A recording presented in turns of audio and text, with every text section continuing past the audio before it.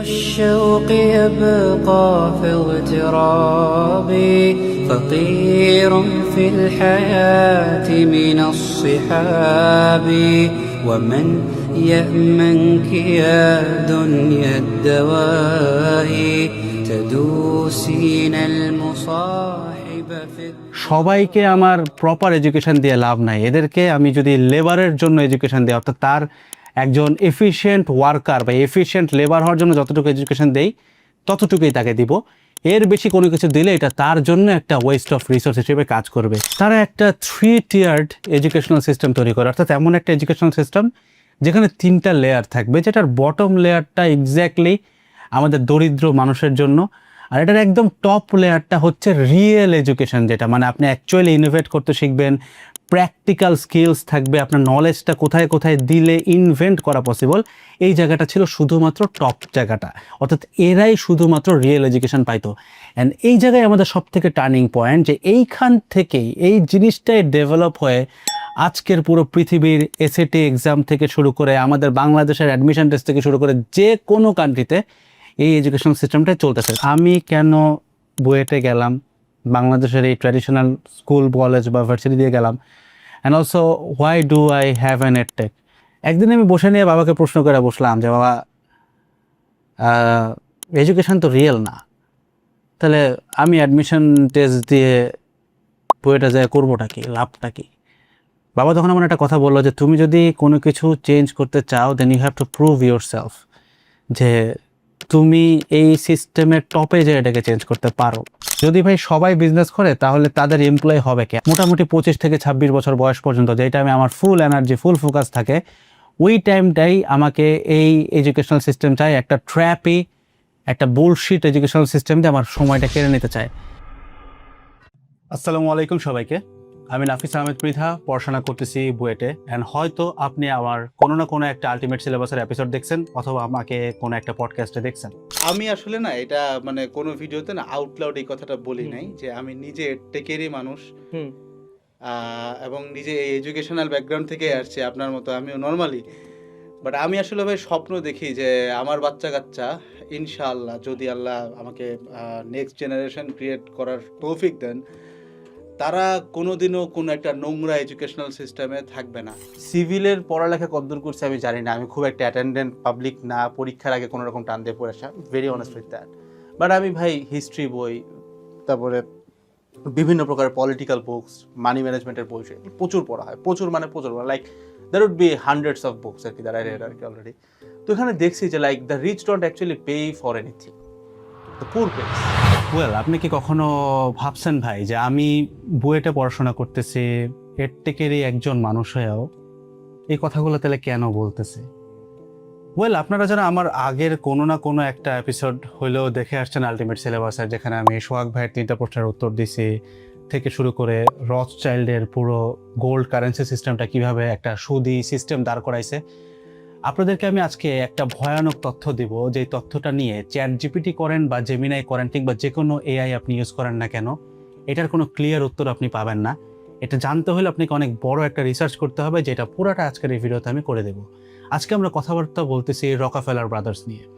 রকাফেলার বা জন ডি রকাফেলার এমন একটা ব্লু প্রিন্ট ক্রিয়েট করছিল, যে ব্লু প্রিন্টটা থ্রুতে রথচাইল্ডের যে পুরা সুদি ব্যাংকিং সিস্টেম থেকে শুরু করে আমরা যে আজকে দেখি যে একটা মানুষ পড়ালেখা করতেছে কিন্তু তার সার্টিফিকেটেরও কোনো ভ্যালু নাই, টোটাল এডুকেশনাল সিস্টেমটা যেটা এখন শুধুমাত্র ওয়ার্কার বা এই ধরনের লেবার তৈরি করে, যেটাকে আমরা অনেকেই বলে থাকি, এটার পিছনে তার একটা নীল নকশা ছিল, যে নীল নকশাটা বাংলাদেশের প্রত্যেকটা ইউনিভার্সিটি থেকে শুরু করে এডুকেশনাল স্ট্রাকচারে তৈরি হওয়ার প্রত্যেকটা জিনিস এটাকে 100% ফলো করে। আজকে আমরা সেই নীল নকশাটাই ভেঙে দেখব। অ্যান্ড একটা আইরনি দিয়ে আমি ভিডিওটা শুরু করতে চাই, যে রকাফেলারকে নিয়ে আমরা কথাবার্তা বলতেছি, সে নিজের লাইফে পড়াশোনা করছে হচ্ছে স্কুল পর্যন্ত, অ্যান্ড সে কলেজেও পর্যন্ত পড়াশোনা ঠিকঠাক মতো কলেজে পড়াশোনা করেই নাই, এবং এমন একটা লোক নাকি আজকে আমাদের পুরো এডুকেশনটাকে মডার্নাইজ করছে। অ্যান্ড আমরা যত ডিগ্রি যত কিছু দেখি, এটার মডার্ন ভার্সনটা তার হাত ধরেই ডেভেলপড হয়েছে, এবং যার হাত ধরে আসছে তার কিন্তু কোনো এডুকেশনাল ডিগ্রি ছিল না। এবং মজার কথা, তারও জন্মের কয়েকশো বছর আগেও কিন্তু এডুকেশন ছিল, তাহলে উনি কি এমন একটা জিনিস তৈরি করলেন যেটার কারণে রকাফেলার এত বড় লোক হয়ে গেল? আমি প্রত্যেকটা ইনসাইটে একটু পরেই আসবো, বাট ব্যাপারগুলো খুব ফ্যাসিনেটিং, আপনার শুনতে অবাক লাগবে। এবং কিভাবে বিশেষ করে যারা মুসলমান আছেন তাদের এক্ষেত্রে বুঝতে পারবেন যে আপনি কতটুকু দূরে চলে গেছেন আপনার রিলিজনের থ্রুতে, just because of this shitty educational system. Rockefeller এই লোকটার জন্ম হয় 1839 সালে নিউ ইয়র্কের একটা জায়গায়, অ্যান্ড সে জন্মের পরে বেশ দরিদ্র ছিল এবং তার বাবাও as it is following the legacy, তার বাবা হচ্ছে ক্যান্সারের কিছু নকল ওষুধ বিক্রি করতো। এবং এই লোকটা একটা প্রাইভেট কোম্পানিতে একজন বুককিপারের কাজ করত। সো যখন 1859 সালের সময়টা আসে, যখন হচ্ছে শিল্প বিপ্লবটা আমরা দেখি, ওই টাইমে সবাই হচ্ছে অয়েল রিফাইনারিতে হচ্ছে ব্যস্ত হয়ে যায়, অর্থাৎ অনেকে তেল খুঁজতো, তেলটাকে রিফাইন করবে কিভাবে, এই ধরনের কাজ করতেছিল। কারণ তখন মানুষ তেলের গুরুত্বটা অ্যাকচুয়ালি জানা শুরু করে যে এটা কত বড় একটা ইন্ডাস্ট্রি হইতে পারে। তো ওই টাইমে এই রকাফেলার লোকটা একটা বিজনেস দাঁড় করায়, যেটা হচ্ছে মূলত একটা রকাফেলার অয়েল ক্রুড অয়েল রিফাইনারি টাইপের একটা বিজনেস। সো এই জিনিসটা উনি যখন লঞ্চ করে 1859 সালে, তার জাস্ট কিছু সময় বাদে অ্যারাউন্ড 1904 সালের দিকে উনি পুরা অয়েল ইন্ডাস্ট্রির, মানে ইউএসএ যে অয়েল ইন্ডাস্ট্রিটা আছে, এটা লিটারালি 90%-এর উপরে সে এটা ওন করতো। মানে এত বড় একটা হোল্ডিং সে রাখছে এটার উপরে। অ্যান্ড আমি আজকে অনেক ধরনের অয়েলের নাম শুনছি, মোবিল থেকে শুরু করে অনেক কিছু আছে, এটার সব কিছু কিন্তু এখন পর্যন্ত রকাফেলার ফ্যামিলি দ্বারা কন্ট্রোল। এবং এই জিনিসটা সে আসলে করছে কিভাবে, আপনি যেটা হয়তো গেস করতেছেন, আমি সেটাই বলবো। সে জাস্ট তার এডুকেশনাল একটা ট্র্যাপি সিস্টেম তৈরি করছে, যেটার থ্রুতে সেই জিনিসটা তৈরি করছে। Interesting, right? তো চলেন আমরা এটাকে একটু ব্যাখ্যা করি। 1904 সালে রকাফেলারের যে পরিমাণ সম্পত্তি ছিল, সেটাকে যদি আমরা আজকের দিনে কনভার্ট করে চিন্তা করতে চাই, আজকে ইলন মাস্ক টোটাল ইউএসএ জিডিপির মাত্র 0.7% ওন করে। বাট সেই 1904-এর আমলে রকাফেলারের টোটাল সম্পত্তির পরিমাণ ছিল ইউএস জিডিপির 1.5%, অর্থাৎ ইলন মাস্কের ডাবলের থেকেও বেশি। এবং তাকে আর্গুয়েবলি পুরো পৃথিবীর ফার্স্ট বিলিয়নিয়ার বলা হয়। তো 1904 সালে লোকটা এত বড় লোক আসলে হইল কিভাবে, যেখানে জাস্ট কিছুদিন আগে সে এতটা দরিদ্র ছিল? চলে আসে আমাদের 1902 সালের তার একটা নেওয়া পদক্ষেপকে নিয়ে। সো সে অলরেডি বড়লোক হচ্ছে বিভিন্ন অয়েলের ব্যবসা নিয়ে, এটা নিয়ে আমরা অন্য একটা এপিসোডে কথাবার্তা বলবো কিভাবে হয়েছে। বাট এডুকেশন পার্টটা যদি আমরা এখানে একটু এক্সপ্লেইন করতে চাই, রকাফেলার জন্মের প্রায় কয়েকশো বছর আগে কিন্তু ব্যাচেলার্স ডিগ্রি ছিল, মাস্টার্স ডিগ্রি ছিল, ডক্টরেট ডিগ্রি ছিল, এই সব কিছু তখনও ভাই এক্সিস্ট করতো। বাট রকাফেলার জিনিসটাকে একটু অন্যভাবে চিন্তা করছে, কারণ তখনকার এডুকেশনটা আসলে শুধুমাত্র রিচ পিপলের জন্য ছিল, অর্থাৎ যারা মানে ইনর্মাসলি বড় লোক ছিল তারাই এডুকেটেড হইতো। কিন্তু তখনের এডুকেশনের সিস্টেমটা ছিল এরকম যে সেখানে মানুষ শিক্ষা গ্রহণ করতো ইনোভেট করার জন্য, কিছু চিন্তা করার জন্য, কোনো কিছু আবিষ্কার করার জন্য। রকাফেলার চিন্তা করলো যদি জিনিসটা এরকম হয়ে থাকে প্রবলেমেটিক। অলসো এটার মাঝখানে ছোট্ট একটা লুপ আছে, আপনাকে বুঝতে হবে রকাফেলার যেভাবে করে সে পুরো অয়েল ইন্ডাস্ট্রিটা নিজের দখলে নিছে, এটার থ্রুতে সে অনেক মানুষকে মার্ডার করছে, অনেকের সাথে অন্যায় করছে, অনেক ব্যবসাকে অনৈতিকভাবে সে বন্ধ করে দিচ্ছে, ঠিক আছে, জাস্ট একটা সিন্ডিকেট ক্রিয়েট করে। তো তাকে কিন্তু জনগণ খুব একটা ভালো চোখে দেখতো না। তো রকাফেলার 1902 সালে এসে চিন্তা করলো, আচ্ছা এডুকেশন দেওয়া হয় শুধুমাত্র বড় লোকদেরকে, আমাকে সবাই হেট করে, সো হাউ অ্যাবাউট আমি এই এডুকেশনটা সবার জন্য ওপেন করে ফেলবো। এটার পিছনে তার একটা বড় ব্লুপ্রিন্ট ছিল, যেটা দিয়ে আজকের ইউনিভার্সিটি চলে। আমি আসতেছি। 1902 সালে রকাফেলার ফাউন্ডেশন একটা এডুকেশনাল বোর্ড তৈরি করে শিক্ষাটাকে সবার জন্য বাধ্যতামূলক করার জন্য, যেটাকে বলা হয় জেনারেল এডুকেশনাল বোর্ড, যেটাকে আমরা সংক্ষেপে জিইবি বলি। এবং এইখানে তার ফাউন্ডেশন থেকে প্রায় $1 মিলিয়ন সে এখানে ইনভেস্ট করে, যেটা আজকের দিনে টাকার অঙ্কে চিন্তা করলে এটা $30 মিলিয়ন অনেক উপরে। অ্যান্ড এই এডুকেশনাল বোর্ডের মেইন লক্ষ্যটাই ছিল শিক্ষাকে সবার জন্য উন্মুক্ত করে দেওয়া, পাবলিক করে দেওয়া, এবং যেন এখানে দরিদ্ররাও শিখতে পারে। কিন্তু এর পিছনে ছিল একটা ভয়ানক ষড়যন্ত্র। আমরা যখনকার কথা বলতেছি তখন ইউএসএতে অনেক বড় একটা পোর্শন অফ পিপল ছিল দরিদ্র, যাদেরকে ব্ল্যাক রেসিজমেরও খাতায় ফেলানো যেত, অ্যান্ড অনেক বেশি ইমিগ্রেন্টস তখন ছিল। রকাফেলার চিন্তা করলেন যে আচ্ছা এই লোকগুলাকে হাউ অ্যাবাউট আমি ওয়ার্কার হিসেবে চিন্তা করি, কারণ সবাইকে আমার প্রপার এডুকেশন দিয়ে লাভ নাই, এদেরকে আমি যদি লেবারের জন্য এডুকেশন দিই, অর্থাৎ তার একজন এফিশিয়েন্ট ওয়ার্কার বা এফিশিয়েন্ট লেবার হওয়ার জন্য যতটুকু এডুকেশন দেই ততটুকুই তাকে দিব, এর বেশি কোনো কিছু দিলে এটা তার জন্য একটা ওয়েস্ট অফ রিসোর্স হিসেবে কাজ করবে। এই লক্ষ্যে আমাদের যে জিইবি জেনারেল এডুকেশনাল বোর্ড, এটা ফার্স্ট ওকেশনাল একটা পেপার লঞ্চ করে, যেটার হেডলাইন ছিল the country school of tomorrow. এবং এইটার থিওরিটা ছিল এরকম যে আমরা গ্রামের বাচ্চা কাচ্চাকে শিখাবো কি খাইতে হবে, পুষ্টি কোথায়, ঠিক আছে, দেন এফিশিয়েন্ট ফার্মিংটা কিভাবে করা যায়, সায়েন্টিফিক ফার্মিংটা করা যায়। সো দূর থেকে দেখলে ইট ওয়াজ লুকিং ড্যাম গ্রেট, যে আচ্ছা ঠিক আছে, সে অনেক মানুষকে এফিশিয়েন্ট ফার্মিং শেখাচ্ছে, অনেক মানুষ পুষ্টি পাচ্ছে, এবং হ্যাঁ এটার থ্রুতে সে কিছু মেডিকেল সায়েন্সও ইমপ্রুভমেন্ট করছে। তবে বলে না যে একটা জিনিস করে তার ভিতরে কিন্তু সে এক্স্যাক্টলি অন্য একটা জিনিস চালাচ্ছিল। অর্থাৎ এই পুরা জিইবির যে মেইন আইডিয়াটা ছিল এটা এরকম ছিল যে যারা গরিব তাদেরকে আমরা ওয়ার্কার হিসেবে ট্রেন করব, তাদের একাডেমিয়া কিংবা হায়ার স্টাডিজ লাইক ইনোভেট করা এই ধরনের কোনো এডুকেশন তাদের বিন্দু মাত্র দরকারই নেই। এটাকে পপুলারলি বলা হয় ডেস্টিনি বাই ক্লাস। অর্থাৎ জিইবির যে এডুকেশনাল সিস্টেমটা ছিল এটা এরকম ছিল যে যারা দরিদ্র তারা শুধুমাত্র লেবার এটাই শিখবে, আর বড় লোকরা হচ্ছে আপনার ওই হায়ার স্টাডিজগুলো শিখবে। এর মাঝখানে খুব একটা ইন্টারেস্টিং স্টোরি ঘটে। এই জায়গায় দাঁড়ায় জিইবি ফান্ডেড দুইজন psychologist, Lewis Terman and Robert Yerkes, তারা একটা 3 টিয়ার্ড এডুকেশনাল সিস্টেম তৈরি করে। অর্থাৎ এমন একটা এডুকেশনাল সিস্টেম যেখানে 3টা লেয়ার থাকবে, যেটার বটম লেয়ারটা এক্স্যাক্টলি আমাদের দরিদ্র মানুষের জন্য, আর এটার একদম টপ লেয়ারটা হচ্ছে রিয়েল এডুকেশন, যেটা মানে আপনি অ্যাকচুয়ালি ইনোভেট করতে শিখবেন, প্র্যাকটিক্যাল স্কিলস থাকবে, আপনার নলেজটা কোথায় কোথায় দিলে ইনভেন্ট করা পসিবল। এই জায়গাটা ছিল শুধুমাত্র টপ জায়গাটা, অর্থাৎ এরাই শুধুমাত্র রিয়েল এডুকেশন পাইতো। অ্যান্ড এই জায়গায় আমাদের সব থেকে টার্নিং পয়েন্ট, যে এইখান থেকেই এই জিনিসটাই ডেভেলপ হয়ে আজকের পুরো পৃথিবীর এসএটি এক্সাম থেকে শুরু করে আমাদের বাংলাদেশের অ্যাডমিশন টেস্ট থেকে শুরু করে যে কোনো কান্ট্রিতে এই এডুকেশন সিস্টেমটাই চলতেছে। তাহলে এখন এখানে রিশেপটা কোথায় হয়েছে? সময়ের সাথে এই মানুষগুলোর এদের কিন্তু বংশ বৃদ্ধি হয়েছে, এদের নাতিপুতিরা, তাদের নাতিপুতিরা স্টিল এরা এখানে আছে এবং এরা এটাকে ওন করে। তারা এটাকে কিভাবে চেঞ্জ করছে খুব সিম্পলি আমি আপনাকে বলি। আপনি যদি আজকে একটু ঘাটাঘাটি করেন, ইলন মাস্কের বাচ্চা কাচ্চা থেকে শুরু করে মার্ক জাকারবার্গের বাচ্চা কাচ্চা, জেফ বেজোস, মানে বড়লোক যত বাচ্চা কাচ্চা আছে তাদের মধ্যে পোলাপান মেজরিটি দেখা যায় তাদের নিজেদের তৈরি করা স্কুল কিংবা কলেজে পড়াশোনা করে।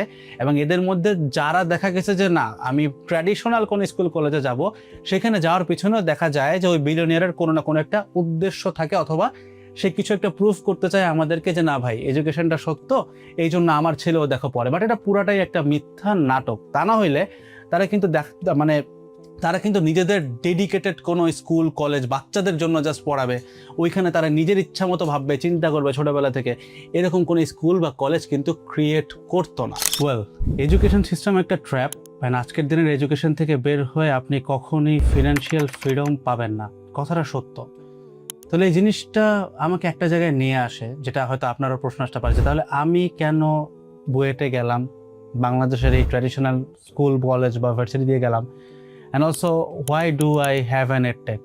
তার সাথে আরেকটা প্রশ্ন পাল্টা হয়তো আপনি নিজেকেই করেন যে ভাই আলটিমেট সিলেবাস সোসাইটির উদ্দেশ্যটা আসলে কি। এই পার্ট থেকে যারা দেখতেছেন আমি সবাইকে বলবো একটু মনোযোগ দিয়ে শোনার ট্রাই করেন, কারণ আমি এই জিনিসগুলো নিয়েই কাজ করতেছি। বেসিক্যালি সেইং আমার কিন্তু বুয়েট লাইফ যেটা, এইখানে আমার একাডেমিক ক্যারিয়ার কিন্তু খুব একটা স্মুথ না। ইনফ্যাক্ট আমার এখনও অনেকগুলো কোর্স আছে যেগুলো আমার শেষ হয় নাই, মানে বেশ কয়েকটা আছে। তো আমার অজস্র সময় চলে গেছে to create something that I always dreamed about. এবং এই স্বপ্নটা আমি তখনই দেখছিলাম যখন আমার সামনে সোহাগ ভাইয়ের ওই 3টা প্রশ্নের উত্তর সবগুলো একটা একটা করে খোলা শুরু করছিল। সময়টা আমার কাছে মনে আছে, একদম করোনার পিক সময়টা, তখন আমার অ্যাডমিশন সিজন চলে। ওই টাইমে একদিন হচ্ছে বাবা আমাকে বলল, মানে বাবা হচ্ছে প্রাইভেট একটা ফার্মে চাকরি করতেন, তো খুব খুব বেসিক স্যালারিতে আমরা খুব কষ্টে দিন পার করছি। অ্যান্ড কোভিডের টাইমে we are having a lot of financial difficulties at that point. বাবা এসে হুট করে বললো যে তার নাকি অফিসের স্যালারি এত% কাট করে দিছে, and we are not sure যে নেক্সট মান্থে আদৌ স্যালারি দিবে কিনা। তো আমি জানি যে আমার বাবা ট্র্যাডিশনাল এডুকেশনাল সিস্টেমে বেশ এডুকেটেড, ওই আমলের মানুষ, মাস্টার্স কমপ্লিট করা। সো একটা ওয়েল এডুকেটেড মানুষ, তার সার্টিফিকেট আছে, সব কিছু আছে, তার পুরো ডেস্টিনিটা একটা কোম্পানির 2-4টা বস ডিফাইন করতেছে। আমি তখন এক্সট্রিমলি শকে ছিলাম। এবং বলে না যে আল্লাহ যখন আপনাকে কিছু সিগন্যালস দিতে চায় তখন সব কিছু একসাথে কেমনে জানি চলে আসে।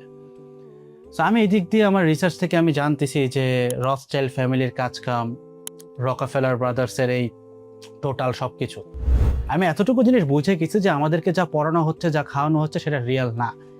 একদিন আমি বসে নিয়ে বাবাকে প্রশ্ন করে বসলাম যে বাবা, এডুকেশন তো রিয়েল না, তাহলে আমি অ্যাডমিশন টেস্ট দিয়ে বইটা যায় করবোটা কি, লাভটা কি? বাবা তখন আমার একটা কথা বললো যে তুমি যদি কোনো কিছু চেঞ্জ করতে চাও then you have to prove yourself, যে তুমি এই সিস্টেমের টপে যে এটাকে চেঞ্জ করতে পারো। আমাকে বাবা অনুমতিও দিল যে তুমি যা যা করতে চাও। আমি তখন এগুলো শেয়ার করতেছিলাম যে আমি এরকম একটা সিস্টেম ডেভেলপ করতে চাই যেখানে একটা বাচ্চা তার ভার্সিটির ফার্স্ট ইয়ার থেকেই, অথবা সে যদি আনএডুকেটেডও হয়, সে যেন তার পড়ালেখার সাথে সাথে ছোট্ট একটা ব্যবসা করতে পারে, এবং প্যারেন্টসদের যেন এই মেন্টালিটিটা তৈরি হয় যে ভাই আমি আমার বাচ্চাকে যদি ইনভেস্টমেন্ট করতে পারি আলহামদুলিল্লাহ, যদি করতে না পারে তাহলে অ্যাটলিস্ট তাকে আমি অ্যাটলিস্ট আমার মৌন সম্মতিটা দিব। প্রয়োজন পড়লে আমি 2-4টা তার কাস্টমার হয়ে তার সার্ভিসটা পারচেস করবো, বাট অ্যাটলিস্ট ওই জায়গাটাতে যাবো। এই সিচুয়েশনটা আমি ক্রিয়েট করতে চাই, অর্থাৎ ঘরে ঘরে মানুষের ছোটোখাটো বিজনেস থাকবে। এবং এটার একটা পাল্টা প্রশ্নও কিন্তু আসে যে যদি ভাই সবাই বিজনেস করে তাহলে তাদের এমপ্লয় হবে কে? আমি প্রথমত বলতেছি না যে আপনি আপনার চাকরি ছেড়ে দেন, আপনি ট্র্যাডিশনাল চাকরি করেন, কিন্তু তার সাথে যখন আপনার 9 to 5 জব, আপনি 5 to 9 এর মধ্যে সামান্য একটু সময় বের করেন যেন আপনি এই ট্র্যাপ থেকে বের হতে পারেন। কারণ আপনি একটা জিনিস বুঝেন, এই ট্র্যাপটা এমনভাবে সাজানো যে আজকে যদি আপনি 1 লক্ষ টাকা বেতনও পান, আপনার লিভিং কস্ট 1 লক্ষের উপরে এই দাজ্জালের সিস্টেম ব্যবস্থা টেনে আনবে, এবং আপনি কখনোই একটা পজিটিভ গ্রোথে থাকবেন না যতক্ষণ না পর্যন্ত আপনার রিজিকটা কোনো ব্যবসা দিয়ে আসছে। সো আমি চাইছি যে প্রত্যেকটা বাচ্চা যেন ছোট থেকে এই বিজনেসটা তৈরি করতে পারে। বাট ওই টাইমে আমাকে রিয়েলিটিটা এমনভাবে হার্ট করতেছিল যে ভাই আপনি যখন শিওর না যে নেক্সট মান্থ আপনি ফান্ডেড হবেন কেমনে, আদৌ যে আপনার কোচিংয়ে যতটুকু টাকা ডিউ আছে এটা শোধ হবে কিনা, ওই সিচুয়েশনে দাঁড়ায় ভাই এগুলা চিন্তা করা ওয়াজ ইম্পসিবল। জাস্ট একটা থিওরি ছিল মাথায় যে ভাই যেহেতু এত দূর পর্যন্ত হাইটা ফেলছে, রাস্তাটা শেষ করি, ভার্সিটির পর থেকে আমি এটা শুরু করব, যেখানে আমাকে সোসাইটি হয়তো ভ্যালু দেবে, সোসাইটি আমাকে ভ্যালিডেশন দেবে যে আচ্ছা ঠিক আছে এই লোকটা তো এগুলো জানে। সো দ্যাটস আপনি কথাগুলো শুনতেছেন। আমি একদম রূঢ় সত্য আপনাকে বলি, অনেকেই আছে যারা আমার এই একাডেমিক ব্যাকগ্রাউন্ডটা আছে দেখে কথাগুলো শুনবে, মেজরিটি বলবে না। বাট আমি এরকম একটা ইকোসিস্টেম ক্রিয়েট করার ট্রাই করব বা করতেছি যেখানে যেই ভাইদের এডুকেশনাল ব্যাকগ্রাউন্ড আছে বা সোশ্যাল ভ্যালিডেশন আছে সো কল্ড, তারা যেন যাদের হয়তো এডুকেশনাল ব্যাকগ্রাউন্ডটা নাই তাদেরকে সাপোর্টটা দিতে পারে, তাদেরকে যেন সোশ্যাল ভ্যালিডেশন এই লোকগুলা দিতে পারে। এরকম একটা সিস্টেম আমি ক্রিয়েট করার ট্রাই করছি, ক্রিয়েট করতেছি। অ্যান্ড আমাদের আলটিমেট সিলেবাস সোসাইটির থ্রুতে আমরা অলরেডি, আপনারা দেখবেন যে আমাদের প্রায় বেশ বড় একটা কমিউনিটি আছে, এখানে আমি অলরেডি কাজ করছি। অ্যান্ড এইখানে কমিউনিটি মেম্বার্স প্রায় অলমোস্ট 15,000-এর উপরে হবে। অ্যান্ড এটার ভিতরে at least small and medium size চিন্তা করলে 200টার উপরে বিজনেস আছে। এই প্রত্যেকটা বিজনেসকে আমি নিজে থেকে দেখছি, আইদার এগুলোকে মেন্টরিং করার সুযোগ আমার হয়েছে, অথবা এই বিজনেসগুলোর পার্টনার হিসেবে আমি কাজ করার সুযোগ পাইছি। সবগুলো ওপেন করা পসিবল না, কিছু কিছু জিনিসপত্র যেখানে আমার চুক্তি অনুযায়ী ওপেন করার সামর্থ্য আছে সেগুলো কিন্তু আপনি এডেডের পেজ থেকেও দেখেন যে আমি এই বিজনেসের সাথে পার্টনারে আছি বা এটা নাই। তাছাড়া আমার নিজস্ব মেইন ফান্ডিং যেগুলো থেকে আসে সেগুলো হচ্ছে মেজর ফান্ডিং আসে এজেন্সি থেকে। যেমন আমার নিজস্ব একটা ব্যবসা আছে ছোট্ট, এটা নিয়ে আমি অনেক জায়গায় বলছি, এখানে ছোট একটু বলতেছি। জেনপ্লয় একটা এজেন্সি আছে যেটা থ্রুতে আমরা web development, SEO, thumbnail making থেকে শুরু করে এআই ওয়ার্ক, টোটাল ওয়ার্ক ফ্লোটা আমরা মেনটেন করার ট্রাই করি, যেটার কোনো অপারেশনে বাংলাদেশে না বাট বাইরের ক্লায়েন্টদেরকে নিয়ে আমরা বেশ লম্বা সময় ধরে কাজ করে আসছি। সো আমি যখন এত ফিনান্সিয়াল ক্রাইসিসের ভিতর দিয়ে বইটা যখন চান্স পাইলাম, একদম ফার্স্ট ইয়ারে আমি একটা জিনিস বুঝলাম যে ভাই এই টোটাল সিস্টেমটা এমনভাবে ক্রিয়েট হয়েছে যে আমি আমার লাইফের সব থেকে বেশি অ্যাক্টিভ যে টাইমটা পাই, অর্থাৎ মোটামুটি 25 থেকে 26 বছর বয়স পর্যন্ত, যেই টাইমে আমার ফুল এনার্জি, ফুল ফোকাস থাকে, ওই টাইমটাই আমাকে এই এডুকেশনাল সিস্টেম চাই একটা ট্র্যাপই, একটা বুলশিট এডুকেশনাল সিস্টেম দিয়ে আমার সময়টা কেড়ে নিতে চায়। এবং যখন আমার বয়স হয়তো অনেক বেশি হয়ে গেছে তখন যা যদি আমি চিন্তা করি আমি একটা বিজনেস দেবো, ওই পরিমাণ মেন্টাল ইনভেস্টমেন্ট কিন্তু একটা মানুষের পক্ষে করা কখনোই সম্ভব না। কারণ তখন অনেক ধরনের রেসপন্সিবিলিটিস চলে আসে এবং অনেক দিক দিয়ে আমরা বাধা থাকি। সো দ্যাটস ওয়াই আমার টার্গেট ছিল খুব সিম্পল, যে আমি এখন ঢুকছি, আমি কি করব না করব, প্রয়োজন পড়লে আমি হয়তো ক্লাসও ঠিকঠাক মতো করতে পারবো না, এটা আমি জানি, রিলেটেডগুলো আমি জানি, বাট স্টিল আমাকে মেক শিওর করতে হবে যেন মানুষ যাদের সোশ্যাল ভ্যালিডেশন নাই, যারা ছোট বাচ্চা আছে, তারা যেন একদম ছোটোবেলা থেকে তাদের কারিকুলাম এডুকেশন করতেছে করুক, এটা ওভারনাইট চেঞ্জ করা পসিবল না। আপনি চাইলে বেরোতে পারবেন না, বাট এটা সময়ের সাথে চেঞ্জ হবে। হয়তো একদিন আমি থাকবো না, বাট আমার পরে কেউ একজন এসে হয়তো আপনারা কেউ এটা হাল ধরবেন, অ্যান্ড দেন এটা একটা করে পারবে। সো আমার টার্গেটটা ছিল এই বাচ্চাগুলো যেন যখন এডুকেটেড হচ্ছে তারাও ভার্সিটিতে আসুক, ঢুকুক, বাট তারা যেন এই মাইন্ডসেটটা নিয়ে ঢুকে যে আমি যেটা শিখতেছি এটা পুরোপুরি রিয়েল না, এটা আমি শিখতেছি জাস্ট একটা সোশ্যাল ভ্যালিডেশনের জন্য, এবং এইটার পরে আমার হায়ার স্টাডিজটা কমপ্লিটলি ডিফারেন্ট হবে। এবং এই জিনিসটা করতে যে এত বেশি কানেকশন আমাকে ডেভেলপ করতে হয়েছে, যেটা আমাকে অনেক ফল দিছে ট্রু, বাট এটা থ্রুতে আমি আমার নিজের সাথে কিন্তু অনেক দিক দিয়ে নিজেকে বঞ্চিত করে ফেলছি, ভাবতেও অবাক লাগে আর কি। ওয়েল, অলসো আমাদের এই টোটাল সোসাইটির মধ্যে অনেক বড় একটা পার্ট হয়তো বা এডেড গ্রুপ রাখে। তো এডেড নামটা কিন্তু, এডেড গ্রুপ একটা এডটেক প্ল্যাটফর্ম। তো এডেড নামটা নিয়ে আমাকে অনেকে জিজ্ঞাসা করেন, আমি এটা ব্যাখ্যা কোথাও দেই নাই, আজকে দিচ্ছি। এডেড যে ইডি নামটা, প্রথম ইডি নামটা হচ্ছে বোঝায় যে আমাদের কারিকুলার এডুকেশন যেটা আছে, অর্থাৎ আপনি একদম বাচ্চা স্কুল থেকে নিয়ে পড়াশোনা করে ভার্সিটি পর্যন্ত আসবেন, পড়াশোনা করবেন, এটা হচ্ছে প্রথম ইডি। পরের যে ইডিটা আমরা ইউজ করি, এটা দিয়ে আমি এক্স্যাক্টলি এই আলটিমেট সিলেবাস সোসাইটির কার্যক্রমটাকেই বোঝাইতাম। অর্থাৎ আপনি যখন ম্যাচুরিটি পেয়ে গেছেন, ওই পয়েন্টে যায় কিভাবে আমরা পড়ালেখা করলে আমার একটা মুনাফা ভিত্তিক ব্যবসা তৈরি হতে পারে, যেটা কমপ্লিটলি হালাল অথবা অ্যাটলিস্ট হালালের পথে হাঁটতে চাই। ওয়েল, টোটাল এই ভিডিওটা যদি আমি সাম আপ করতে চাই, হ্যাঁ আমি এখানে অনেক কিছু স্যাক্রিফাইস করছি, বাট আমি জানি যে এটার জন্য হয়তো একটা না একটা সময় আল্লাহ আমাকে এটার থেকে রেজাল্ট দিবেন, অলরেডি দিচ্ছেন। আমি অনেক মানুষের সাথে এখন পরিচিত আছে, অনেক ভাইয়ের সাথে আমার দেখা হয়, সম্পর্ক আছে।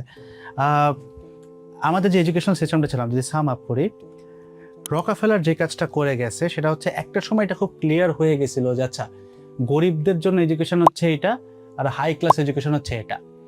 লেটার অন এই যে রিয়েল এডুকেশন ছিল, এটা পুরোপুরি ব্যাকওয়ার্ডে চলে যায়। রিয়েল এডুকেশন চলে গেছে বিলিয়নিয়ারদের বাচ্চাদের জন্য, আর যারা আমরা নর্মাল মানুষ আছে তাদেরকে বোঝানো হয়েছে যে না না না ভাই, এডুকেশন সবার জন্যই ঠিক আছে, তুমিও এখন হায়ার স্টাডিজ করো, সমস্যা কি? এবার আপনি চিন্তা করে দেখেন, হায়ার স্টাডিজ আপনাকে যা পড়ানো হচ্ছে সেটা মনে হয় আজ থেকে আরও 100 বছর পুরাতন সিলেবাস, যেটার কোনো সম্পৃক্ততা নাই। এবং আপনাকে অবভিয়াসলি নতুনভাবে ইনোভেট করতে হইলে আপনাকে নতুন ইনলাইন্ড আপডেটেড এডুকেশনটা লাগবে, যেটা খুব সচেতনভাবে সরায় ফেলা হয়েছে আমাদের এই মিডল ক্লাস সোসাইটি থেকে। অর্থাৎ একটা সময় মানুষ ক্লিয়ারলি বুঝতো যে আমি দরিদ্র দেখে আমার এই পর্যন্ত শিক্ষা, ওই লোকটা বড় লোক দেখে ও ইনোভেটিভ শিক্ষা নেয়। যখন এটা নিয়েও প্রশ্ন শুরু হইলো, তখন আস্তে আস্তে টোটাল সিস্টেমটা চেষ্টা করলো টোটাল যে গরিবদের এডুকেশন ছিল এটার ভিতরেও একটু ছোট্ট করে হায়ার স্টাডিজ ঢুকাই দিতে, যেন এইখানকার লোকজনগুলোও কনভিন্সড হয়ে যায়। এবং ওরা যখন কনভিন্সড, রিয়েল এডুকেশনটা আস্তে করে লুকায় নিয়ে বিলিয়নিয়ারদের হাতে চলে গেল। যদি হাতে না যেত তাহলে কিন্তু তারা আলাদা স্কুল কলেজে বাচ্চাদেরকে পড়াইতো না, তারাও কিন্তু ট্র্যাডিশনাল স্কুল কলেজেই আনতো।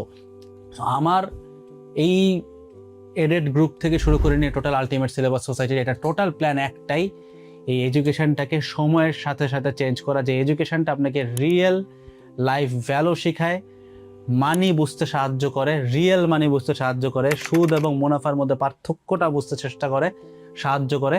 এবং এটার থ্রুতে একজন কানেক্টর হিসেবে আমি কাজ করতে চাই। অর্থাৎ হয়তো আমার পক্ষে সব বিজনেসে ইনভেস্টমেন্ট করা পসিবল না, ইনফ্যাক্ট আমার ক্ষমতা খুবই ছোট।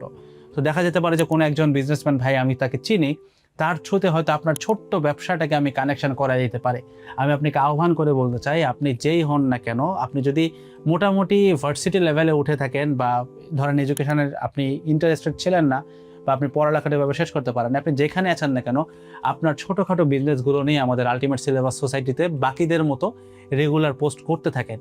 কারণ আমরা এমন একটা কমিউনিটি তৈরি করতেছি যেটা কমপ্লিটলি একটা ইসলামিক কমিউনিটি, যেটার ভিতর থেকেই হয়তো একটা পর্যায়ে যেয়ে আমরা রিভলিউশনারি কোনো কিছু ইনশাআল্লাহ করতে পারবো, যেটার উদ্দেশ্য থাকবে একটাই, আল্লাহর রাস্তায় নিজেদেরকে বিসর্জন দিয়ে দেওয়া।